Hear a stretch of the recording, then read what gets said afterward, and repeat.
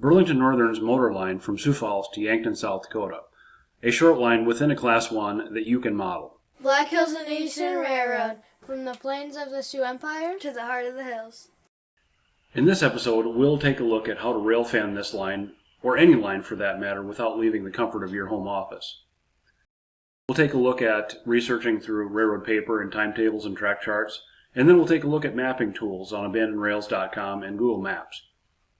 Then we'll switch over to HO scale model railroading and take a look at a sample track plan that I thought of that I was inspired to draw up from researching this project. I was inspired to finally get this railroad architecture video done by a fellow YouTuber jumping off the cliff who commented on my Sioux Falls railroad architecture video about a month ago, saying that in about 1972 he and a buddy jumped a BN train from Sioux Falls to Yankton, and the train stopped and set out all of its cars at Viborg, South Dakota, and he mentioned that the conductor was nice enough to let them ride in the caboose all the way back to Yankton. I got started on researching this motor line, which is actually part of a larger railroad that once existed that Great Northern had control of between Wilmer, South Dakota and Yankton, South Dakota, which I'm looking at here. And one of the most reliable forms of archaeological research is railroad paper, and I'm looking at an employee timetable here borrowed from the Burlington Northern, Friends of Burlington Northern organization, which I'm a member and you should consider joining if you're at all interested in Burlington. So I get Northern. I was fascinated to learn in looking at this employee timetable that it shows Garretson through to Yankton, and I guess it was part of a larger railroad at one time. And the one surprising thing is that I don't see T in here, T South Dakota, TEA, and that was, I believe there's a station down there, and looks like there's some switching work at one point. We'll get into that later into the HO scale model railroad portion of the video. I don't have any track charts that cover this line. I do have a newer set of track charts that covers the Wilmer division, but that must postdate the abandonment of this Yankton segment. So regrettably, I don't have anything on any specific industry or car spots or numbers of car spots or anything like that. So we'll be left to our imagination on the model railroad portion of this video. GIS mapping and satellite tools. We're going to skip over now to abandonrails.com that's fairly new to me, and it's not a new tool to the world, but it is to me. And we're here in Sioux Falls, South Dakota, looking at the Great Northern's motor line. BN's motor line, BNSF's mile, never was really BNSF's, but what we see here is the yard basically downtown here, and we see that there is track that exists down here to 26th Street. We'll talk about that here after a bit. And industrial customers, the tank farm here, and there's another customer here, and I'm not really sure what exactly that customer is, but there's as you go south here, this is a trailing point move, and we'll get more into that when we get into the model railroad section. Here we get down to T, South Dakota. This is now basically a bedroom community for Sioux Falls. As you head south on the Yankton or on the motor line, this would be a facing point move, so you'd probably want to work this on the way north. So then we get to Lenox, and we'll talk about this more here. There was apparently an interchange. This used to be Milwaukee Road track here. This is active rail line still to this day that BNSF controls. Again, former Milwaukee Road track, and apparently there was interchange there in Lenox. And then we get to a diamond with a C&W that continues northwest here. We get to Viborg here, where jumping off the cliff, nearly jumped off the train, but was invited to stay in the caboose. I imagine that train being pulled by a couple of long hood forward GP9s, possibly GP7s, but probably GP9s, being former Great Northern territory. Here we are in Irene, and then we continue southward towards Yankton, and then there's joint line. I believe this is Milwaukee Road territory here, so we're sharing sort of the right-of-way, not maybe the roadbed, but the right-of-way here, down through Mission Hill and into Yankton, South Dakota. And that's where we'll skip over to Google Maps. And so here we find ourselves back in Sioux Falls on Google Maps in satellite view, and we find ourselves centered on McKinnon Hospital, where if you've ever crossed Cliff Avenue and seen all those railroad tracks there, you are seeing the motor line there. It continues out of downtown Sioux Falls across the motor line has its own steel trestle here across the Big Sioux River, and again, storage tracks and sorting, things like that. Egger steel is over here, so you'll see slab steel go in there, do various types of steel, I-beams and things like that on flat cars, bulkheads and things like that, and then Nordica warehouses. Lots of bulkheads and gonds and types of freight going in there, and I believe that's the only industrial customer that BN has down in this area. Maybe there were more when the motor line was active. And then what we see is a long switching tail here, a long yard lead for basically pulling cars out. The engine would be down on this end and shoving cars into these industries here. The line was severed at 26th Street with civil engineering type construction. And then the line, the abandoned line or the rail bed, you can actually see from 229 here as you're either southbound or northbound along this housing development. And again, the roadbed is still in place, but if you know where to look. And then through Lincoln High School in Sioux Falls and the southern part of Sioux Falls. Then we get to Minnesota Avenue here and the tank farm that I referred to on abandoned rails. There was a spur that came up from the line here. And there also was, I believe there's been some new development here. Costco's here now and stuff. The buildings that supported those industries may be gone now. So we're kind of up to our imagination to see where that, to determine what that might have been. And as long as nobody can find any documentation, you're not going to be proven wrong if you improvise on that and put something in that wasn't really there.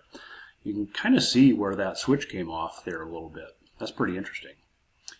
Then we'll skip down to the railroad followed down around. And the interesting part I find fascinating on Google Maps is you can see where old rail lines used to be, rights of way. By the way, buildings are oriented, and sometimes the change in contrast, crop lands and things like that, differing ownership of the land and different use purposes, obviously. Again, the motor line continues here through T, South Dakota, and then you can kind of see it continuing on down towards Yankton here in various places. I find this fascinating to do this kind of work on Google Maps. And then we get to Lenox, and I wanted to zoom in on this real quick because I mentioned that there was an interchange here with the Milwaukee Road, and it looks like it's been obliterated now by residential housing, and that's fine, but there used to be, just keeping in mind, if you ever had a reason to research this, there was the leg of the Y was here, presumably for interchange between the Great Northern and the Milwaukee Road, and maybe even between the Milwaukee Road and BN back in the day. Of course, Milwaukee Road started its long, slow march towards bankruptcy in the 70s and ended up belly up in the early 80s. So we see the line continue out of town here, and we'll pick it back up in Viborg, South Dakota.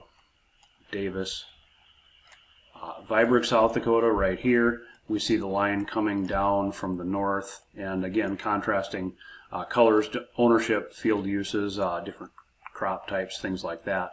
When we get into small town South Dakota and small town really anywhere in the Midwest, you can see the orientation of the grain elevator, even though the railroad is long gone. Usually the agricultural setups still are aligned with the former rights of way in those towns. So that's why we see non-north, south, east, west type orientation here. And usually most railroad facilities were located on the southeast corner of town so that the prevailing winds would blow the pollution from the steam engine away from the residential areas. And so that's kind of where you get open windows and no air conditioning back in the day, laundry hung out to dry. People did not want their stuff sooted up, and they didn't want soot on the inside of their houses. So that's where you get the phrase wrong side of the tracks. So if you're living on the in a less desirable neighborhood, you are on the wrong side of the tracks with all that soot blowing towards you. We continue the line here through Irene. And there is some, we can start with a north-south orientation here, which is kind of a little bit odd, and of course the railroad facility is sort of on the southern end of town here, so again that northwest wind is blowing the pollution from the steam engine primarily away from town. And then we continue on, and we're going to hit Fallen and Mission Hill, and then this is where we're joint with the other railroad here, finally into Yankton, South Dakota.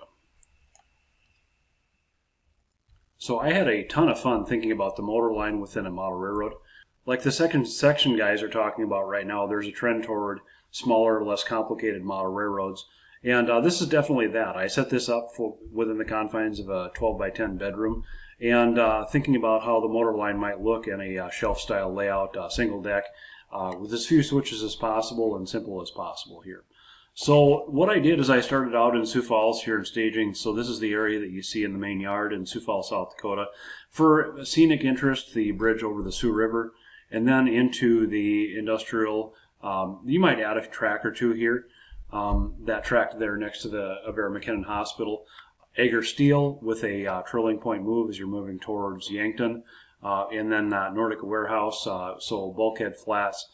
Flat cars with steel slabs on, maybe even coil cars for that matter. And then crossing Cliff Avenue here, you could have a set of fancy cantilever crossing signals for the traffic that's coming across there. That's 2 lanes in either direction and a turn lane. I believe it was even in the 70s. That was a busy north-south thoroughfare in Sioux Falls. And then, of course, the tank farm, I would envision either you use some PVC for scratch-built tanks or the Walthers tanks for your tanks there. You'd probably be delivering and pulling out additives and things like that in tank cars. Not exactly sure about that. And then there's an unnamed industry there. Maybe that's furniture, maybe that's canned goods, paper. Whatever you're interested in, you could probably put that in unless you can find proof that there's something else there. Nobody's going to bother you on that if nobody has proof of what that was, and I can't find anything. So, and then we're on to T, South Dakota. I imagine there's a gravel pit, so maybe some open-top hopper cars there, perhaps some Gons, something like that. And then continuing south on the line to Viborg, there'd of course be an ag customer down there, probably a farmer's elevator. So you'd probably have when loose grain cars were a thing. A handful of grain cars or so in your train to drop off or pick up there, and perhaps a fertilizer car, either liquid in a tank car or solid fertilizer in a hopper car, and perhaps maybe even bagged commodities into Viborg. You could add another track here, and the reason why I made this a through passing siding here is for aid for setting up in staging here, and you could call this Yankton. I'm not sure, so again, this is a 10 by 12 bedroom on a single, and the layout on a single level here. Super simple, and just to count here, 1, 2, 3, 4, 5, 6, 7, 8, 9, 10 switches is all.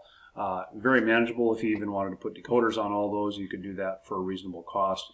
Or if you just wanted to make those caboose ground throws, or however you like to control switches, would be a neat layout, I think. As far as motive power on this line, I would think for sure small 4-axle power.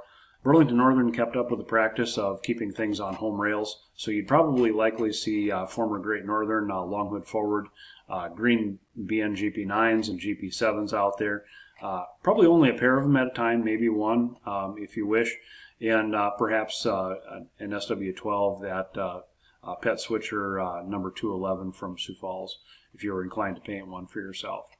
And then for the rail cars that I mentioned, probably a couple of bulkhead flat cars, some tank cars, ag-related cars, of course. So for the most part, we're looking at 50-foot cars, 40-foot cars, and 50-foot cars, as well as maybe a few longer than that if we're getting into those bulkheads, the more modern bulkhead flat cars for Egger Steel and for Nordica Warehouse. Let me turn this thing on its side so you can get a little better view of the chicken scratches I did for you here. So I did a couple of minor improvements to this track plan since you saw the portrait format.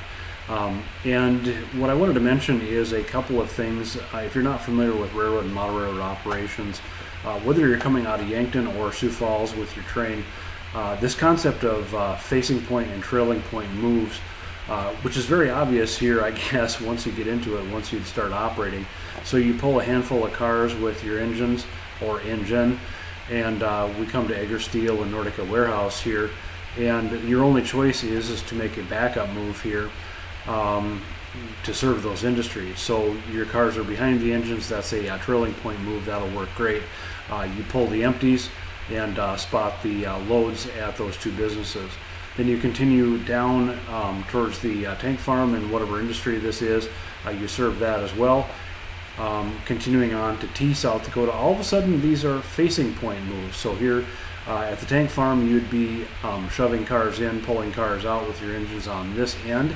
That doesn't work so well here at T. So what we would probably do is continue all the way to West Staging or Yankton, South Dakota with our cars, and then serve these industries on the way back. So, and then the same would be true, the inverse would be true also for the what now become facing point moves here with the tank farm and Egger Steel up here as you are northbound, or I should say eastbound towards Sioux Falls, South Dakota. So these are again facing point moves, so you'd be unable to service those.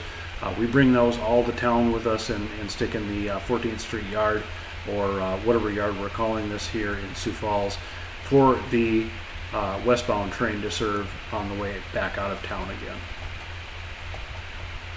I hope you enjoyed this dive into railroad archaeology and model railroad track planning, if you could call it that.